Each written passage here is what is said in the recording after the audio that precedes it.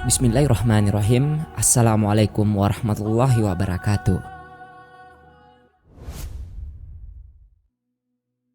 Seorang anak yang soleh tentu menginginkan dapat berbakti kepada kedua orang tuanya tidak terbatas. Bahkan dalam sejumlah riwayat menyebutkan bahwa berbuat baik atau berbakti kepada orang tua jauh lebih sulit dilakukan ketika mereka telah meninggal.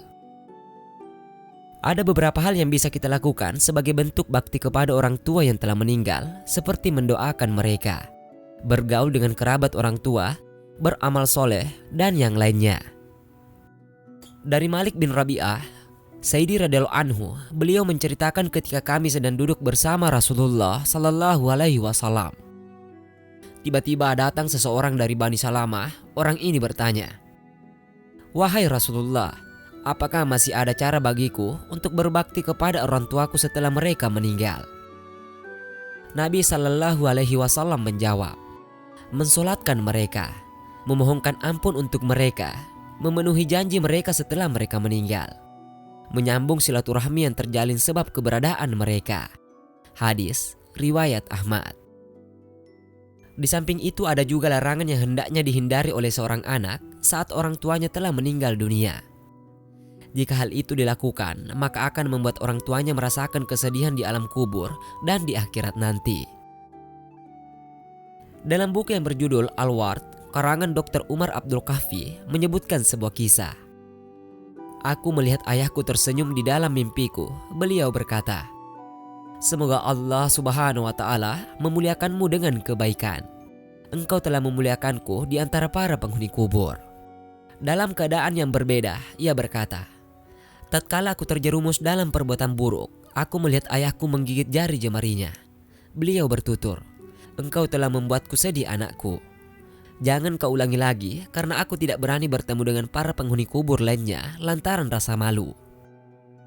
Oleh karena itu, jika kita tidak ingin mempermalukan orang tua di alam kubur sana, berbuatlah hal yang baik yang mendatangkan pahala, serta hindarilah perbuatan yang sia-sia ataupun perbuatan dosa. Jika sudah terlanjur berbuat dosa, akan segeralah bertobat kepada Allah subhanahu wa ta'ala. Kemudian berjanjilah untuk tidak melakukan perbuatan dosa kembali, dan tutuplah perbuatan dosa itu dengan amalan-amalan kebaikan. Suatu hari Abdullah bin Zaid, seorang perawi masyhur yang banyak, meriwayatkan hadis dari Anas bin Malik yang bermimpi melihat semua kuburan terbuka dan semua penghuninya keluar.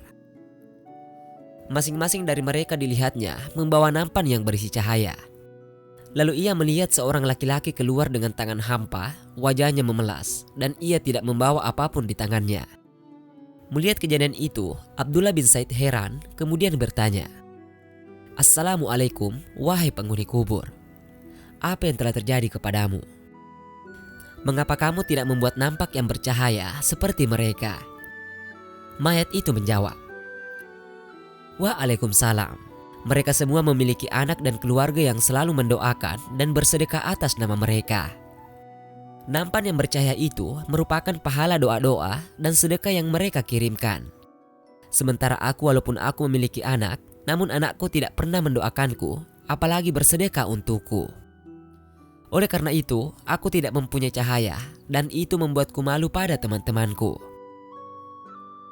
Abdullah bin Zaid terbangun. Ia segera bergegas untuk menemui anak dari mayat penghuni kubur tersebut dan menceritakan apa yang telah terjadi dengan orang tuanya.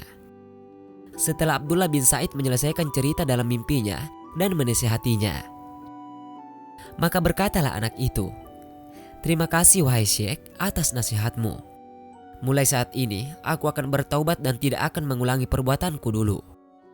Sejak peristiwa itu, anak yang telah beranjak dewasa itu selalu berdoa dan bersedekah untuk orang tuanya. Beberapa tahun kemudian, Abdullah bin Zaid bermimpi dengan hal yang sama. Akan tetapi dia melihat laki-laki yang tiada membawa nampan, kini telah membawanya, bahkan cahayanya melebihi yang lain. Mayat tersebut berkata, "Wahai Abdullah bin Zaid, semoga Allah membalas kebaikanmu. Karena nasihatmu, anakku pun selamat dari raga, dan aku tidak malu lagi terhadap tetanggaku, berkat doa dan sedekah yang selalu dikirimkan anakku kepadaku." Itulah penjelasan mengenai hal yang dapat membuat orang tua bersedih di alam kuburnya. Semoga dapat menambah wawasan baru bagi kita agar dapat berbakti kepada orang tua, baik ketika ia masih hidup maupun ketika ia sudah meninggal dunia.